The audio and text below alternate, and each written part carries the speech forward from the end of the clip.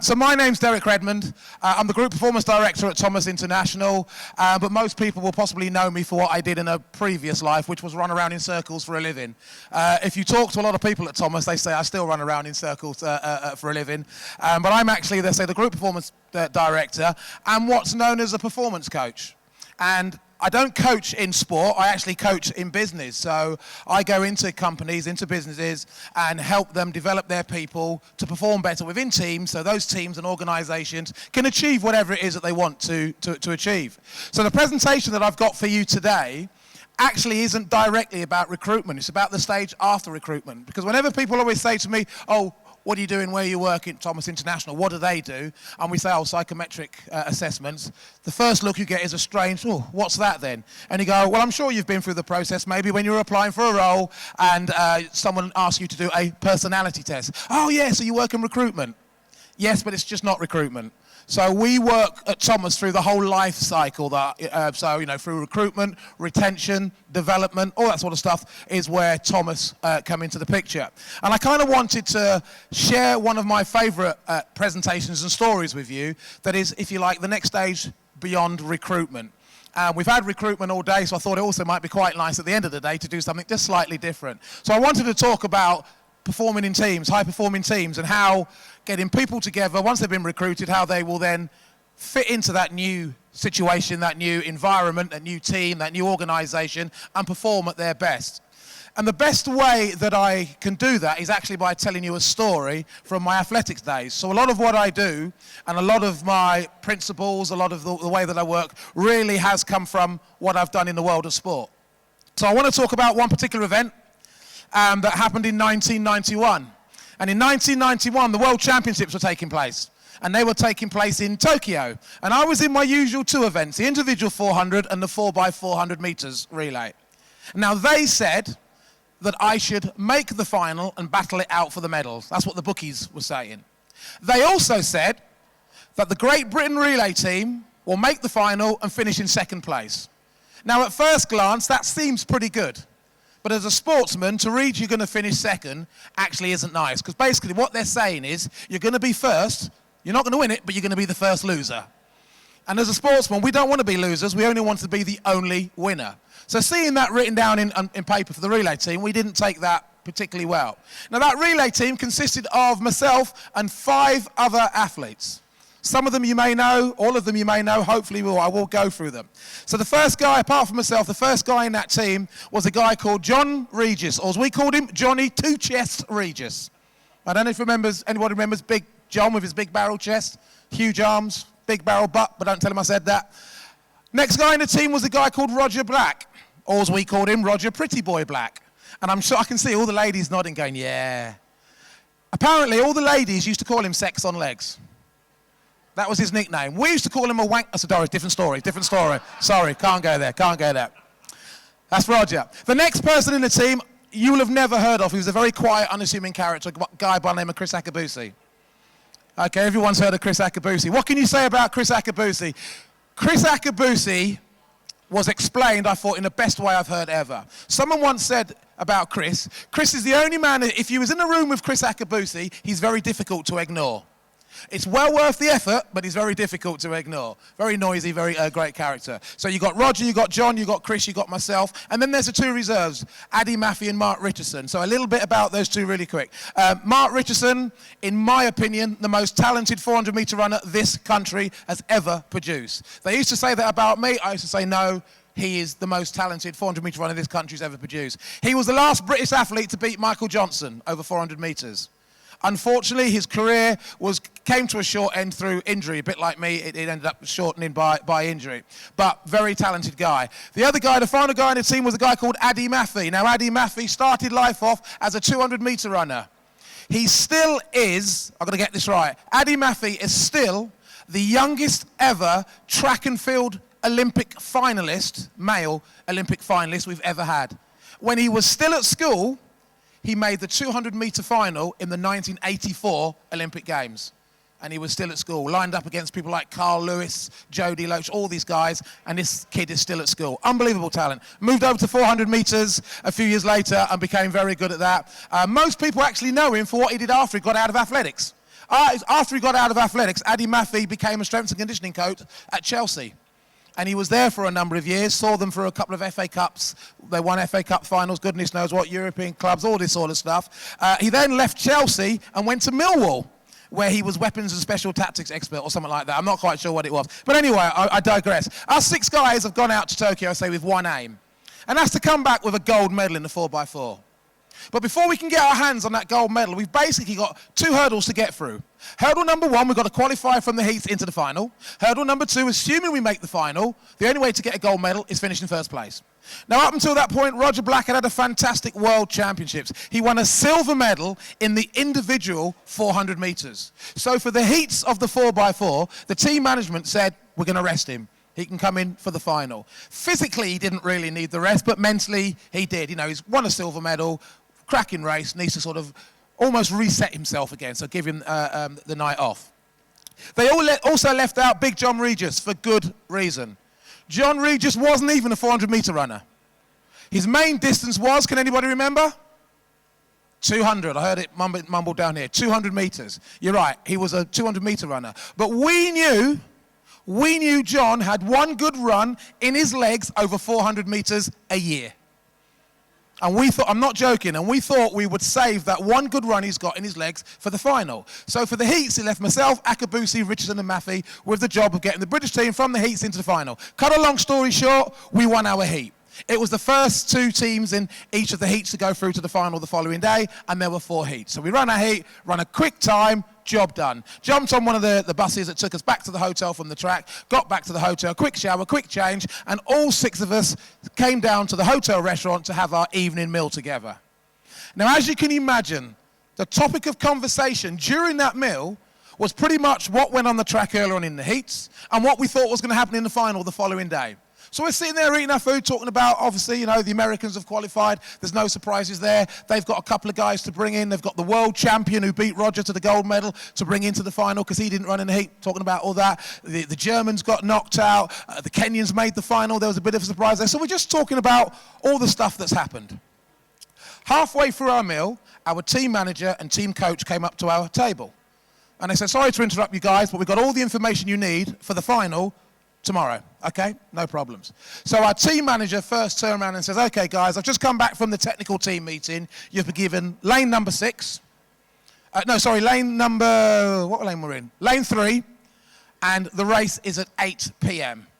The Americans are in lane 6, just so you know. But you guys are in lane 3, the Americans in 6, the race is at 8 p.m. I'll hand over to Frank now, who's going to tell you which 4 are running and the order.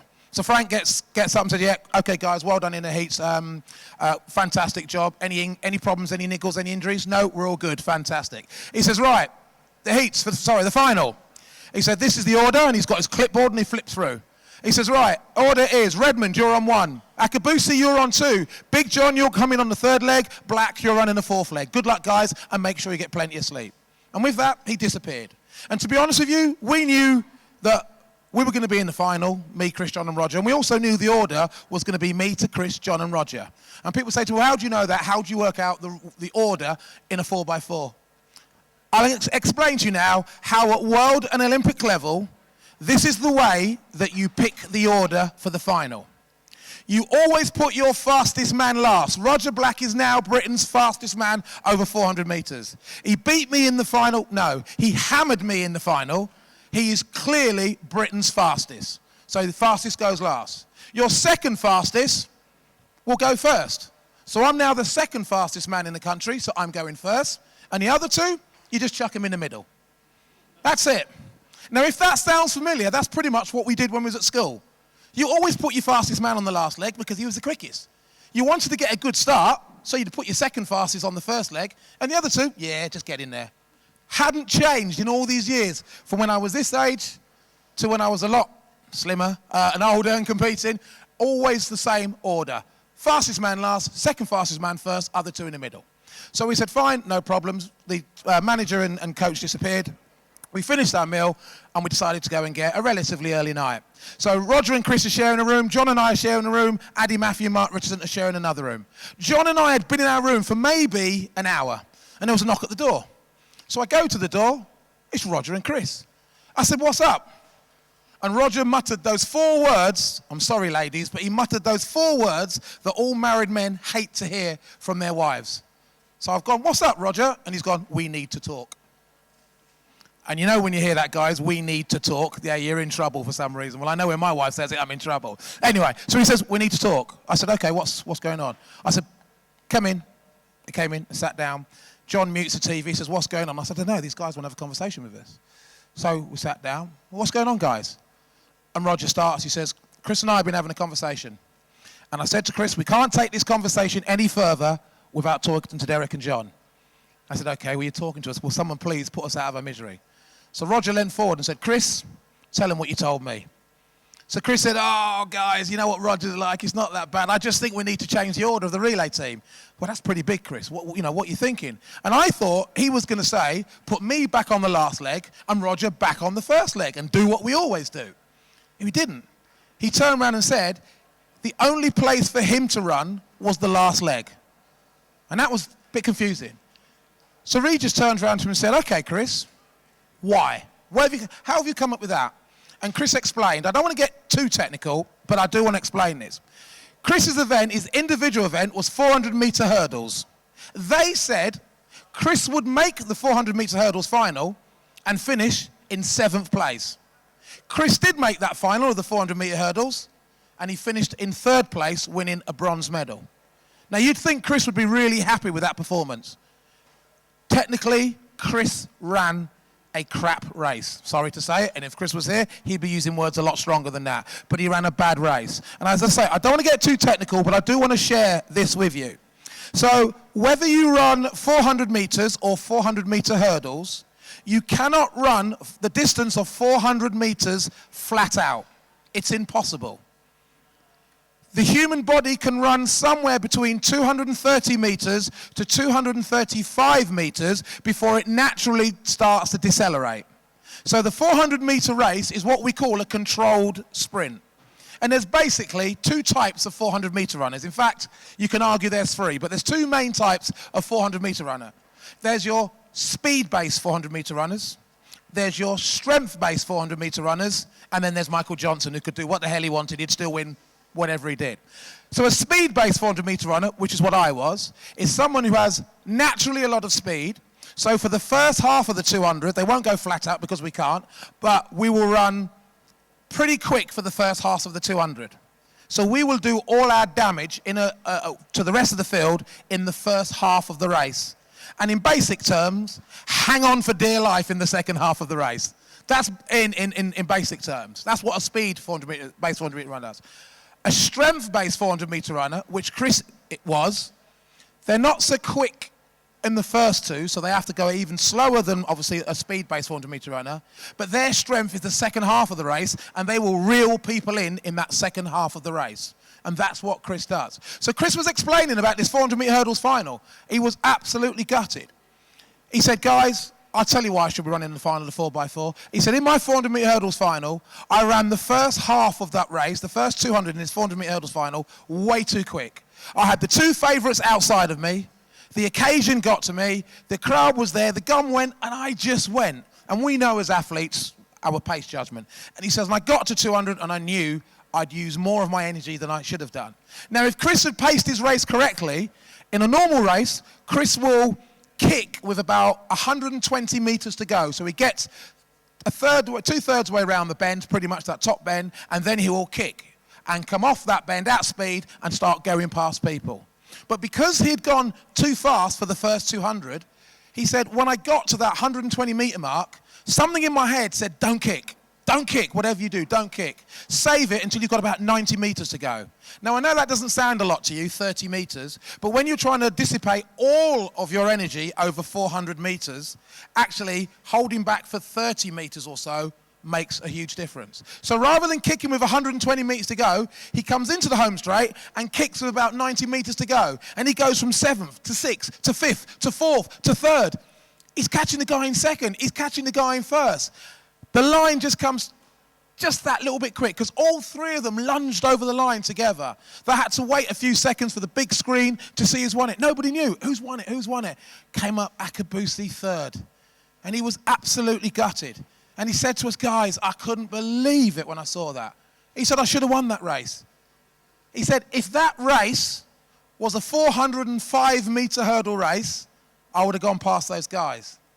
He said, or more importantly, if I had kicked with 120 meters to go, even though I went through the first 200 too quick, I still would have passed those guys. So he said, there's one thing I've learned. We said, what's that? He said, I'm in the shape of my life. Put me on that last leg, give me that relay baton either 10 meters up or 10 meters down, and I'll bring us a gold medal. And after his much more eloquent description of why he should run the last leg than I just given you, we kind of went, you know what? Yeah, okay, that sounds good, Chris. So, okay, Chris, continue, because you're going to go on the last leg. Roger comes off. Where's everybody else going? And he went, I ain't got a clue any of you going. But all I know is I should be running the last leg. So we had a bit of a laugh about that. And then Roger kind of brought us back down and said, listen, guys, he's right.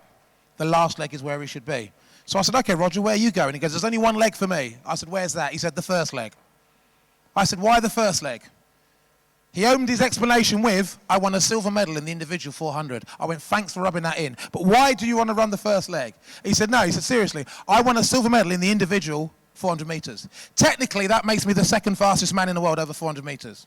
The guy who beat me is an American, Antonio Pettigrew, and we know that they're going to put Antonio on the last leg. So Roger says, if I run the first leg, meaning himself obviously, at the end of the first leg, Great Britain will be in the lead. He said, and that will give you, Derek, and you, John, the choice to see if we can extend our lead, so by the time Chris gets the baton, he's got a 10-meter lead, or if we can't give Chris the lead by at least 10 meters, which, by the way, guys, I don't think we can, you can make sure you give that baton to Chris no more than 10 meters behind him. And actually, by the way, guys, I reckon we could give the baton to Chris just behind the Americans, almost neck and neck with the Americans. That's my predictions. At this point, Regis pipes up and says, guys, this sounds great. This sounds absolutely brilliant. But you know I don't run that many 4x4s. And when I do, I always run the third leg. Please, please, please leave me on the third leg. I know what I'm doing. Whatever needs to be done, I will do it. Just leave me on the third leg. So I turned around and said, you know what? This sounds absolutely brilliant. I'm happy to run the second leg. Now, I've never run second leg for my club, let alone my country. Now, I just want to pause there really quickly just to explain something. You might think, well, 4x400, it's just four of you running 400 meters each. Surely every leg is exactly the same. They're not. They're all different, and exactly even different in distance. So the nearest to a normal 400-meter race is the first leg. You start in starting blocks, so you're starting from no mile an hour, and you run pretty much a normal race. Second leg is one of the longer legs, because you still have to run the first 100 in your lane, and then you can break. So the second leg runner will actually run about 415 to 420 meters. The shortest leg is the third leg because of the changeovers, by the way. The shortest leg is the third leg, hence why Regis always wanted to run the third leg. It's not as far to go, which worked for him because the guy is phenomenally quick. And if he can hold and maintain that speed over 380 meters rather than 400 meters, we can use that to our advantage. And then the fourth leg, yes, it's about 400 meters, but the thing about the fourth leg is you can't just get into one rhythm and run it the same way around. You've got to be able to change pace if people are coming past. It's a much more tactical leg. So there's a lot of differences between all four legs. So it makes a big deal to talk about changing orders. So we've gone from an original order of me to Chris to John to Roger, and we're now, the four of us are suggesting it should be Roger to me to John to Chris. So we went and saw Addy and Mark Richardson. So what do you guys think of this? They said, brilliant idea. Yeah, this is absolutely, and I remember Mark Richardson's word. We said, what do you think, Mark? And he just went, genius. And I said, that's enough for me. That was enough for me. I was sold on the idea. So we said, right, we're going to go and see the team managers. This was about midnight now, by the way, the night before the race. So we were going to go and see the team managers in the morning. Akabus goes, no, I can't wait that long. We're going to go and see him now. Chris, it's midnight. I don't give a monkeys. Picks the phone up in our room. Hello, reception. Can you put me through to Les Jones, who's a team manager? Les, it's Chris. Yeah, I know it's midnight. We need to come and see you. Now. No, now. What's your room number? Okay, we're on our way. We go to Les's room. We explain the whole thing to the team manager. And to be fair to the team manager, he just turned around and said, you know what, guys? If you think this is going to give you the best chance of winning the gold medal, go for it. But it's not me you've got to convince. It's the team coach, Frank. So in the morning, no, I ain't waiting till the morning. I need to call him now. We'll call him in. No. Hello, reception. Can you get me Frank Dick's room, please? Yes, okay. Frank, it's Chris. Yeah, I know it's 12:20. We need to speak to you. No, now. Yeah, we're in Les. Yeah, now. Okay, thank you. Boom. Frank comes up. Explain the whole situation to Frank. Frank goes, I like your way of thinking, boys. It's not a bad idea. I tell you what, we'll try that in the Olympics next year. Sorry? We'll stick to the order I gave you, and next year we'll consider that for the Olympics next year. Roger went like this. What are you doing, Roger? Frank, yeah. Could you answer me one question? What's that, Roger? How are we going to win the World Championships later on tonight at the Olympics next year? If you can answer that, we'll do it. If you can't, we're running this order. Frank said, oh, guys, no, this is, we need to work about this. We need to talk about it. You guys haven't run all these. Frank, this is our best chance of winning it, man. We don't want to jeopardize the silver. You're not going to jeopardize the silver because if we don't get it right, we're still going to win the silver anyway. But we're not thinking about the silver. Who mentioned silver? We're talking about the gold. So a whole conversation took place. And in the end, Frank had to yield and let us run what we were going to run because we were going to do it come hell or high water. So after all that, we all go back to bed, get a good night's sleep, and we wake up the next day, and it's the big day of the race. I won't bore you with all the stuff that goes on in the day leading up to the race. Let's fast forward to 2 minutes before the race. So 2 minutes before the race, we are the last event of the World Championships. After us is the closing ceremony. The stadium is full. There's 110,000 people in the stadium.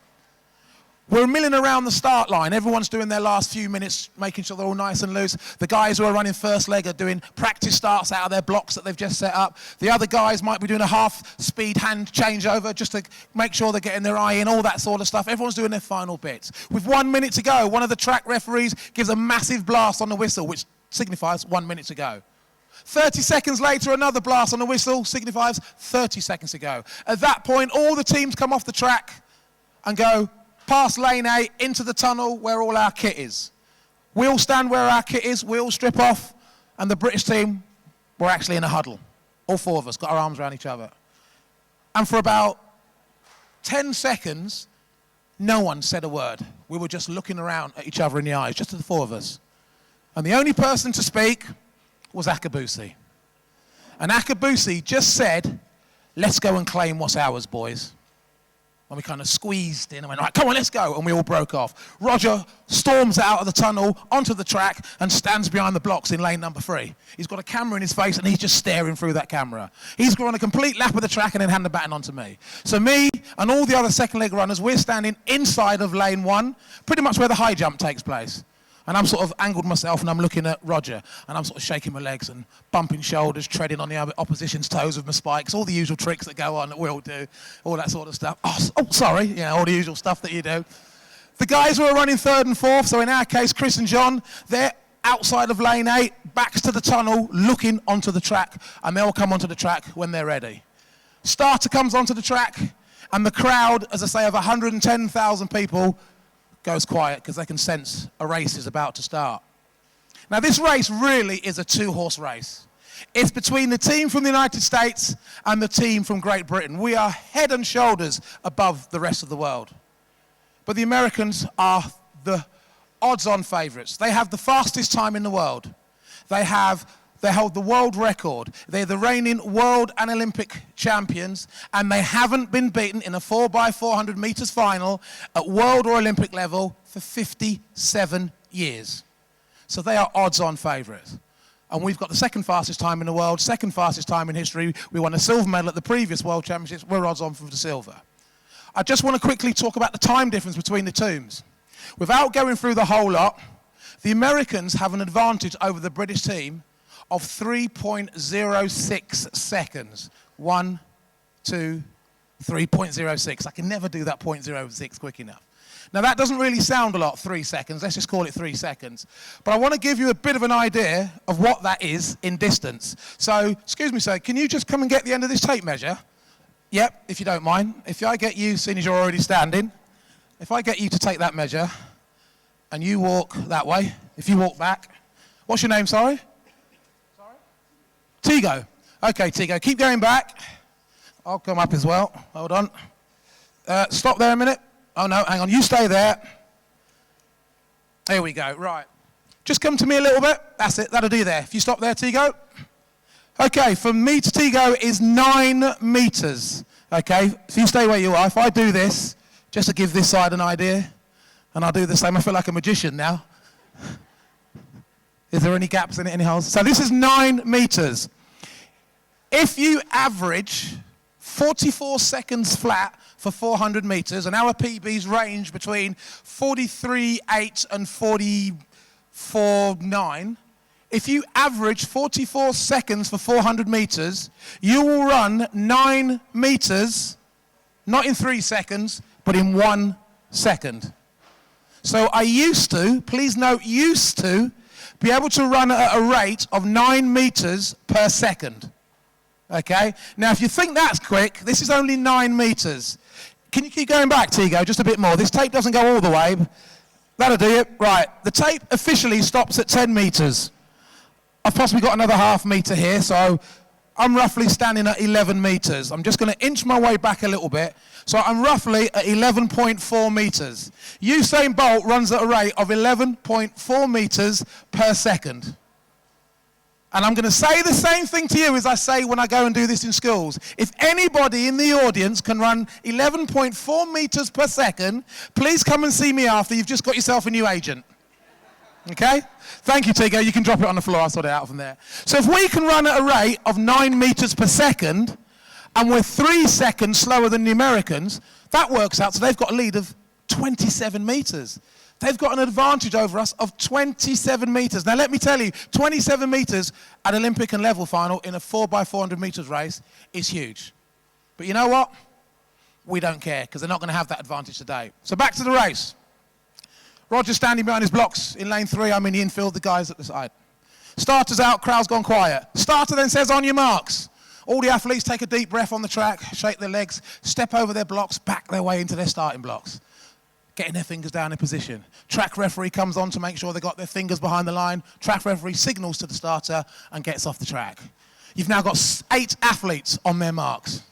110,000 people being a lot quieter than him.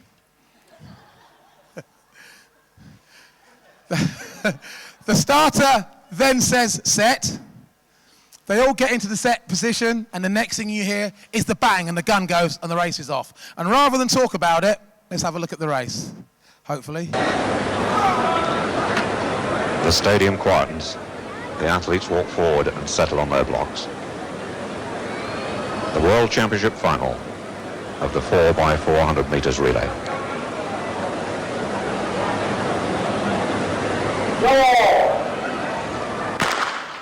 The wind freshening as they get away, and Roger Black in lane number 3 goes straight away, closes right down on the Jamaican.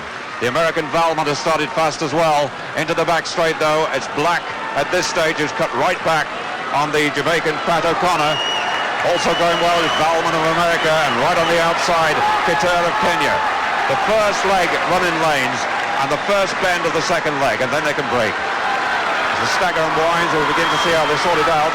But the important point is the breaking point on the second leg at the beginning of the back straight. Black has done a good one, but so too has Valmont. But Black on the inside is closing him down all the time. And the handoff point, well, it's very close between America and Great Britain, but I think Great Britain have just got the edge. Derek Redmond now, the UK record holder from Birchfield on the second leg. Quincy Watts going for America. Black 44.6 on the first leg, that's some run. And Britain got the lead they wanted. They've now got to start increasing it, because they've got to give Akabusi a healthy start on the anchor leg. Derek Redmond being chased by the teenage Quincy Watts and cornered by the American. But has Redmond saved something? Battling down the straight. It's a brilliant leg by the American youngster. It was a brilliant leg by Quincy the British Watts youngster too. has got America right back in, and has the British gamble failed? John Reid is on the third leg, and he's chasing Danny Everett. The time for Redmond, 44.1, so Watts ran a stormer. I ran a stormer. John Regis, inexperienced at this distance, right behind the World Championship bronze medalist. In the next scene, look at the size of John's arms compared to the Americans. He's an absolute tank. Has he got the ability to attack? A seasoned 400-meter runner. Regis comparatively inexperienced. and Everett stretching slightly away. Regis comes wide to have a go, and Regis can't quite get there. America will take over in the lead with their world champion Pettigrew on the anchor leg. Akabusi goes after him. The difference is 3 meters. Now Akabusi has got to sit there and wait and make a late attack if he can. But he's up against the man who is the world champion. The race between the two of them, and the leg by Regis, 44.3. And still Akabusi waits. Pettigrew with gold behind him in the individual event. Akabusi, bronze in the 400 hurdles. Here he goes. This is an important point. Can Akabusi do it? Akabusi has a go, and the American is beat. And he's fighting back. Akabusi has made it. Akabusi, gold for Britain. America second. I tell you what, one of these days I'm going to watch that and we ain't going to win it. I tell you. It's so damn close, too close for comfort. But it worked. We won. For the first time in 57 years, the Americans were beaten in a 4x400 metre final. And it was by us. We couldn't believe it. When Chris came over that line, we went on that track. We jumped straight. Bless him, he just ran the race of his life. And the next thing he's got, me, Regis and Black on his back and taking him on a victory lap. And we're just about to set off on our victory lap. And one of the American athletes shouted something out. I think it was Quincy Watts, the guy I ran against. And I'm going to change a few of the words. But it was something along the lines of, oh golly gosh, how the flip did that happen? And it was very crudely put, but it was a great question. How did that happen? How did a team of 4 athletes, where all 4 athletes were slower than the American athletes, win? How did a team that should have been 27 meters behind win? How did a team that should have been slower by 3 seconds defeat the quicker team? Now, the easiest thing to say to you, it was great teamwork. But that really doesn't even begin to explain it. Now, the reason I wanted to share that story with you, because actually what I'm now going to talk about is the bits that you guys can use in your world. I've just written a book called Sport is a Business, Business is a Sport, available on Amazon. You can download it or buy it in a hard copy. Not that I want to plug that. And it's all about the mindsets of successful sportsmen and how you can use that same mindset in the world of business. So the mindsets of successful sportsmen aren't any different to the mindsets of successful businessmen. Hence, business is a sport, sport is a business. And it's some of those transferable skills that I want to talk about when you come about working in teams. So there's a number of things that I want to talk about. And when I go into organisations and talk about and trying to get these teams, departments, organisations working to get better together, the first conversation, funny enough, is around communication. Now this is stuff that you know, but it's not stuff we necessarily do. And when I talk about communication, I'm not talking about how was your weekend, how's the wife and kids, how's your dog, I know it was poorly. I'm talking about what you might refer to as difficult conversations. Do you know what they are in my world? They're not difficult conversations. Do you know what they are? They're honest conversations. I'll give you an example. A few years before that race, I was running another relay team. I'd been asked to run in the final. I'm just coming back from injury. Chris pulled me to one side after I'd been picked by the team manager and said, Derek, I don't think you should run in that final. I said, why not, Chris? He says, I don't have faith in your hamstring that it's not going to go in that final. I have faith and belief in you, and a fit Derek Redmond would be in any team in the world. But it's not there. This was a World Cup. Great Britain needed to finish in the top 3 in the 4x4 for the whole of the team to finish second in the world. The Americans had run away with it. They were going to be world champions. But we had a chance of finishing second. But if my hamstring goes on my leg, that's out the window. And I said, Chris, you know what? I've been thinking about that, and you're right. I'm going to pull out the final, which I did. They brought in one of the reserves. Great Britain ended up finishing second in a relay and ended up finishing second in the World Cup, the highest we've ever finished. It was an honest conversation Chris had with me. Now, if we hadn't have had that conversation, it did go through my mind, but having that conversation with Chris confirmed what I was trying to block out in my mind. It was the right thing to do. We all sometimes have to have these conversations that we don't like, but they're honest conversations. And if they're done in the right way, it's the right thing to do, and actually people will respect you for that. Sticking with communications, my dad has a saying. He used to say it to me when I was a kid because I was a mouthy git, still am. And he always used to say to me, God gave you 2 ears and 1 mouth. You should listen twice as much as you speak. And do you know what? People forget to listen. Part of communicating is actually listening to other people. When Chris and Roger came into our room, for about 20 minutes, we listened to the reasons why Chris felt he needed to change the order. Didn't interrupt him, let him get it off of his chest, let him get it out there. After he had given us that conversation and told us what he wanted to do, we then acted upon it and started speaking about it and talking a bit more about it. So listening is just as important and is a massive part of communication that people tend to forget. Continuing on with Chris, another part of great teamwork. Chris and Roger have come into our room and told us we want to change the order. Chris should run the last leg. Never been done. What crazy idea. Because the way that you run 4x400 meter finals is you put your fastest man last, your second fastest man first, and the other two go in the middle. It's happening for years. That was the way that you do it. We've come up with this crazy idea, instead of having our fastest man on the last leg, having, with all due respect to Chris, one of our slowest men on the last leg. Let me tell you something about ideas. Some of the crazy ideas of today become the norm of tomorrow. Crazy ideas of today become the norm of tomorrow. I'm going to give you another example. Who can remember, and please be honest, who can remember what used to come on television in the 70s, so they include you, in the 70s, on a Thursday night at 7 o'clock before Top of the Pops? Can anyone remember? No, someone said Dallas. No, Tomorrow's World. You're too young. What are you talking about? Tomorrow's World. Who can remember Tomorrow's World? Okay. Tomorrow's World was a program about technology in the future, what's going to be happening in the future. This one particular episode, I remember I was a kid and I watched it. There was me, my sister. We were allowed to stay up late on a Thursday night to watch Top of the Pops. But we had to endure Tomorrow's World before Top of the Pops.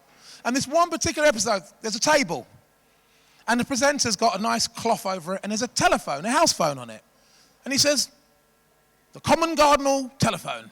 In the future, ladies and gentlemen, the house phone we have here will become a thing of the past. And we will all carry about our person a mobile telephone device. Yes, we will. I have one here.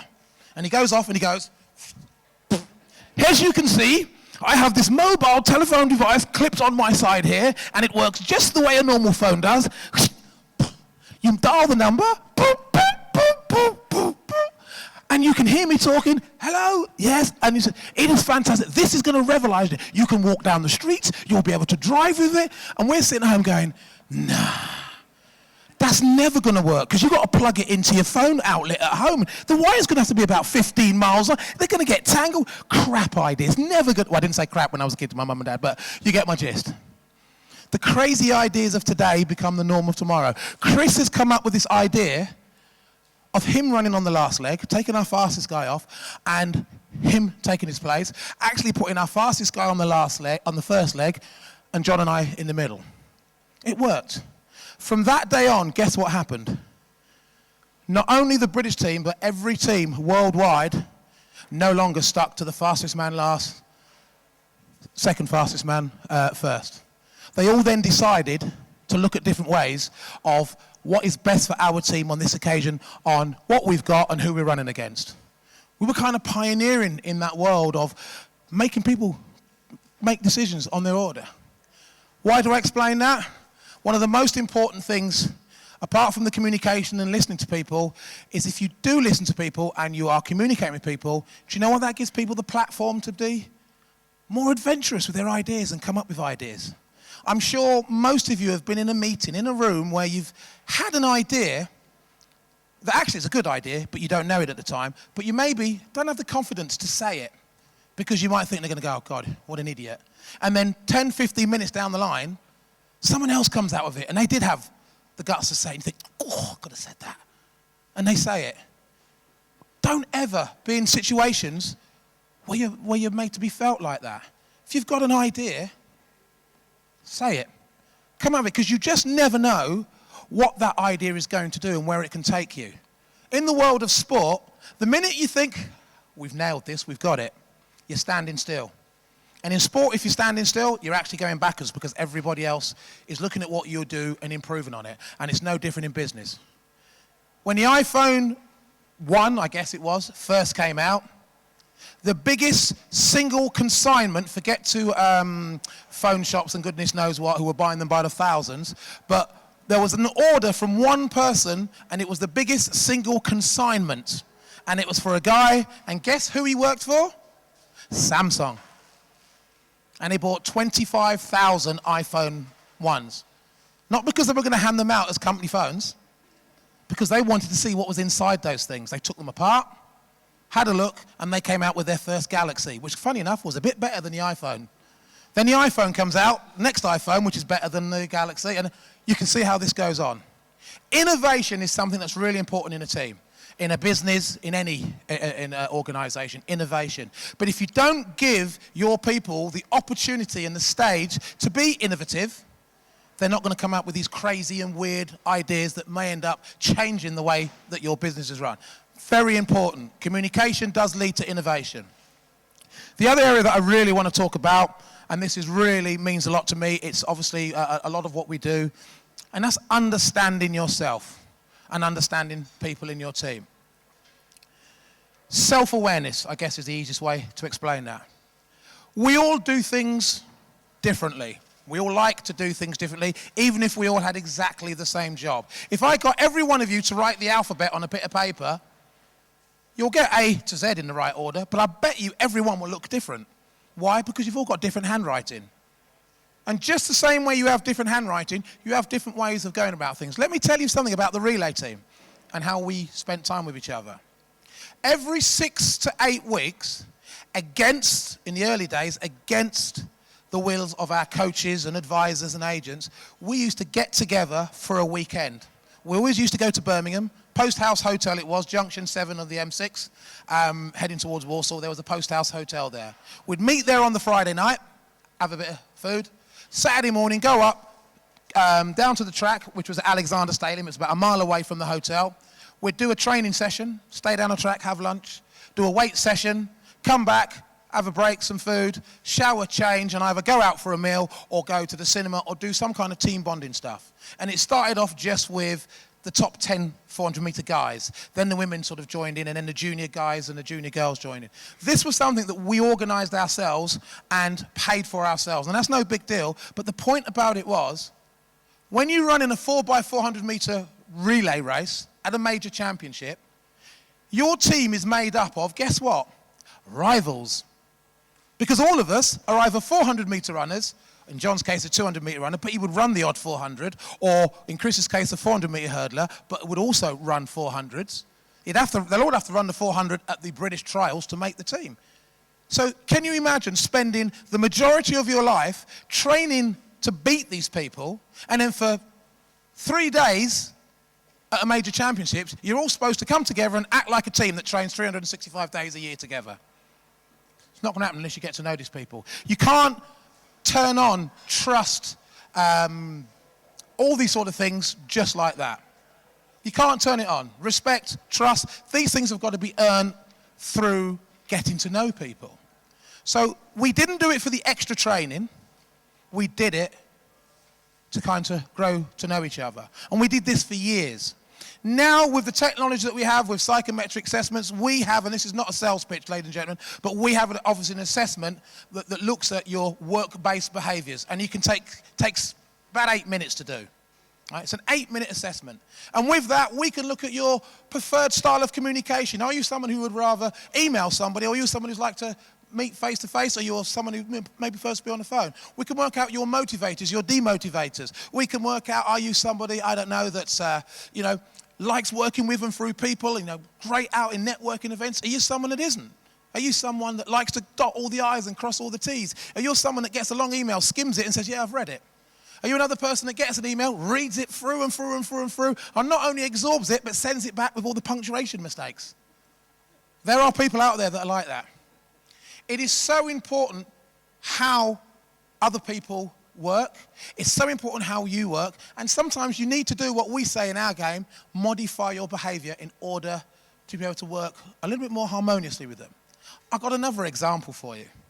This is actually not to do with me in athletics, but I think it's a fantastic way to understand And I said before, you know, it's great to understand how you can motivate someone and what demotivates them and what motivates them. Sometimes knowing what to say, or in this case, what not to say. And this is the example I'll give you. In 2003, England went out to Australia to contest the World Rugby Cup. And they ended up winning that World Cup, as any fans of rugby will know. One of the players who played in that team is quite a good friend of mine, a guy by the name of Neil Back. He was the open side flanker, number 7 for England. And he played at Leicester. And they had a ritual just before a game, and it was always the same thing. This ritual, this particular thing, went on from the very first warm-up game out in Australia, all their warm-up games and practice games, when the World Championship then started, all through the qualifying rounds to the knockout stage until the final. And it was the way they ran out onto the field and what happened just before they ran out. Martin Johnson, who captained England at that Rugby World Cup, would always stand at the front of the line in the tunnel. Number 2 was always Neil Back. The ref would be in the middle, and the other team they're playing, whoever, would be on the other side. The ref would look at his watch and say, guys, you're out in 30 seconds. At this point, Martin Johnson would turn to his team. Let's say we're running out that way and the team's lining that way. So he'll turn to his team. Neil Back would assume the position. Why did you do that, Neil? He said, well, basically, Jono, as he's called, would be wearing a gum shield. And he's going to give us some final words of encouragement. And as most of those words begin with the letter F, I don't want to get covered in what comes out of his mouth. So I would assume the position. And Jono would turn around and say whatever he felt was needed to that team. From the first game. Every single game.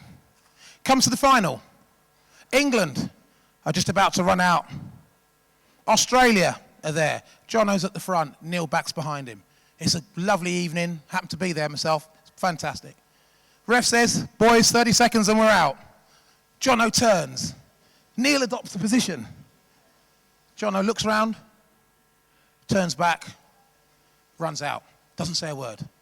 England go on to win that World Cup. Johnny Wilkinson dropped goal. Whippy, job done. A few hours later, the England team was in what we call a rehydration chamber. It's a bar. Having a drink. The World Cup is on the bar. It's full of alcohol. Neil is talking to one of the other players. And it comes up, they're reminiscing. And he says, yeah, in the tunnel. And he went, hold on, the tunnel. Jono didn't say anything. He bottled it. I'm going to have him about this. So Neil staggers over to Martin Johnson, sits down next to him, goes, oi, what happened? Jono goes, what do you mean what happened? We just won the World Cup, you prat. He went, no, the tunnel. You turned. I assumed the position. You bottled it. You didn't say anything.